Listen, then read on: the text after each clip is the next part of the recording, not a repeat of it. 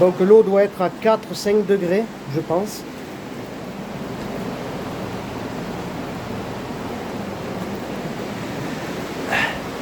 Et là nous allons rentrer ici.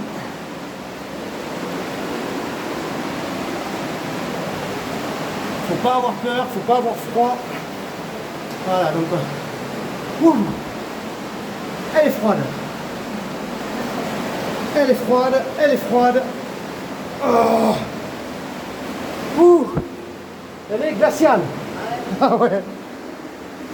Faut s'y habituer, il faut un temps d'adaptation. Alors je sais pas trop si on va entendre ma voix sur la vidéo. Parce qu'il y a beaucoup de bruit. Étant donné qu'il y a beaucoup d'eau.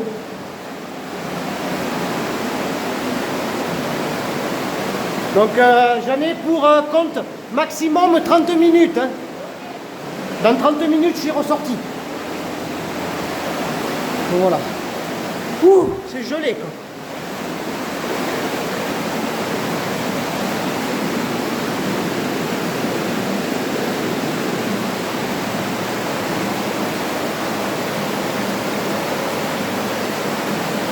Donc ça, là, nous sommes dans... C'est la source de la Glie.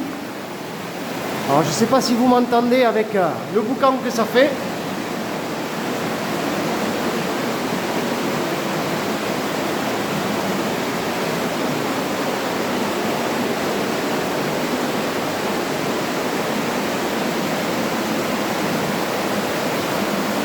On va essayer de monter la cascade. Oh.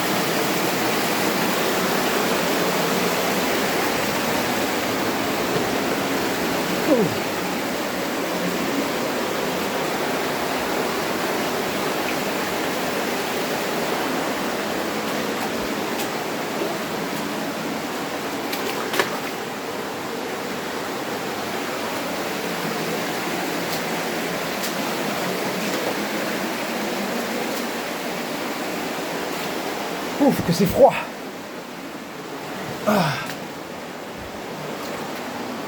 Donc on va mieux s'entendre là maintenant parler. Voilà. Donc c'est quand même très étroit. Bon, c'est pas la première fois que je rentre dans cette cavité. Mis à part que c'est la première fois qu'il y a autant d'eau.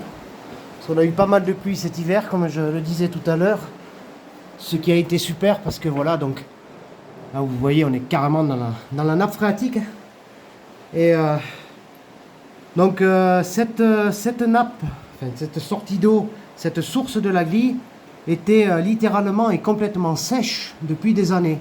Il y avait toujours un petit filet d'eau, mais c'est vraiment exceptionnel cette année. Bon, je fais quand même attention parce que je vois qu'il y a quelques cailloux qui sont au sol qui n'y étaient pas avant. Forcément, les plafonds bougent. Putain que c'est froid. Mais oui, voilà, donc ça fait plaisir de voir que les nappes ont repris un niveau à peu près correct. Oh putain. Bon, par contre, l'eau jusqu'à la taille, c'est froid. Ah, tiens donc.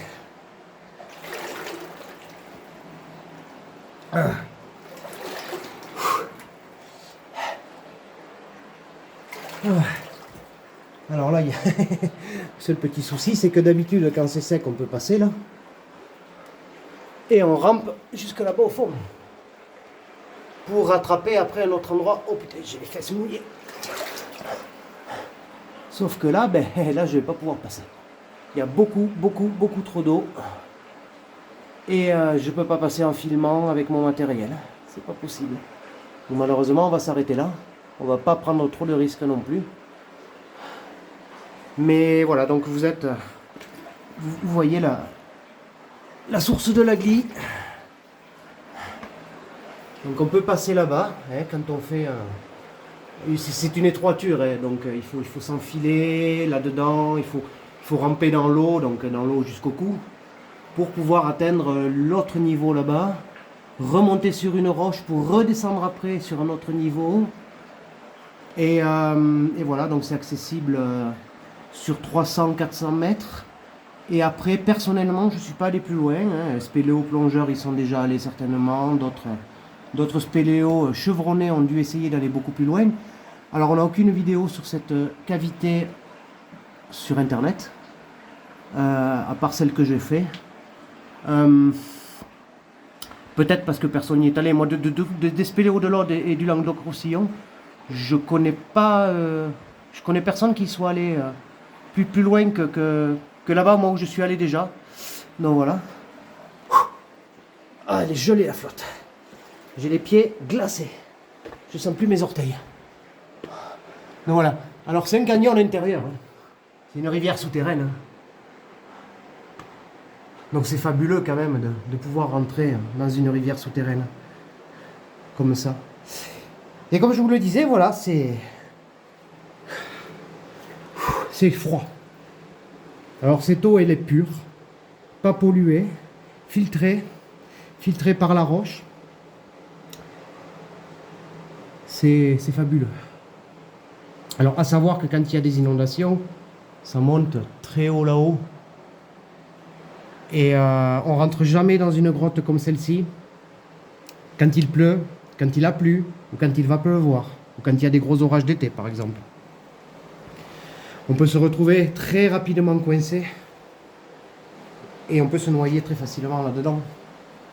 Déjà dû au courant qui vous emporte, mais aussi le stress et tout, le froid, voilà, c'est à déconseiller, vraiment à déconseiller. Alors si vous voulez visiter cet endroit ou un autre type de celui-là, je vous conseille de vous diriger vers un spéléo club qui lui vous expliquera les démarches ou qui vous accompagnera pour pouvoir faire cette visite. Mais surtout les amis, ne faites pas ça seul, déjà, et ne le faites surtout pas si vous n'avez pas un minimum d'expérience. Voyez, j'insiste pas. J'aurais pu aller plus loin, mais je n'insiste pas.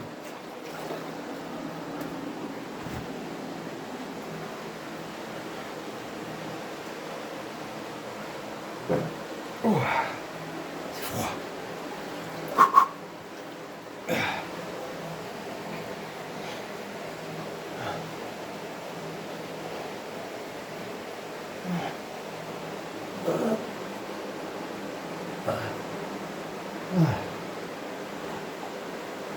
Ah, c'est fabuleux. Ah.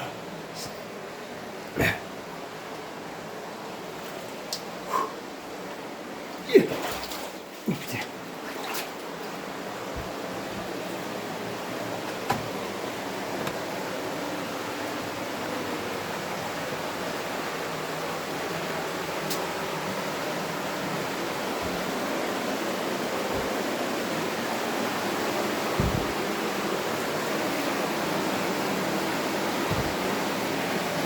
Je crois que la température ne doit pas dépasser les 5-6 degrés, là, presque la température de l'eau. Il fait très très froid là.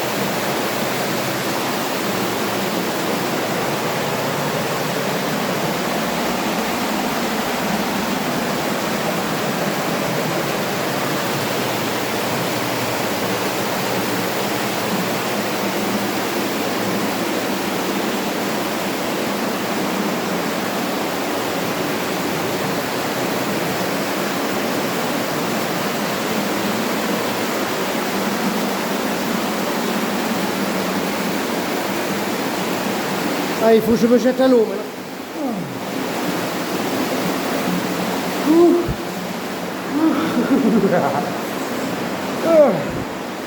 Ah, c'est froid.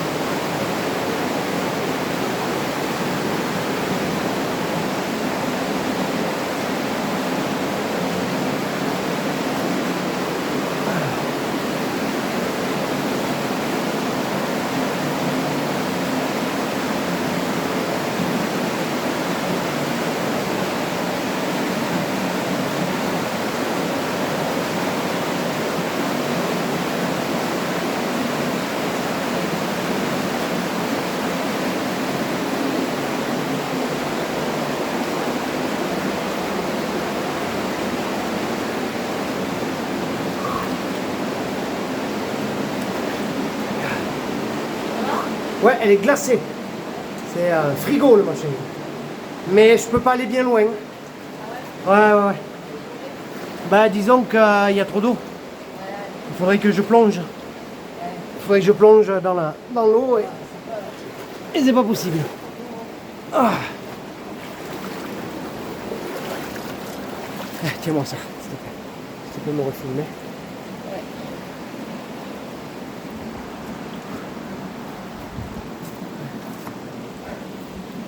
Voilà, nous étions Attends, dans la hop, source. attends. Non, c'est bon, Ah, mais... c'est bon. Ah, ça filmait, je savais même pas. C'est encore allumé.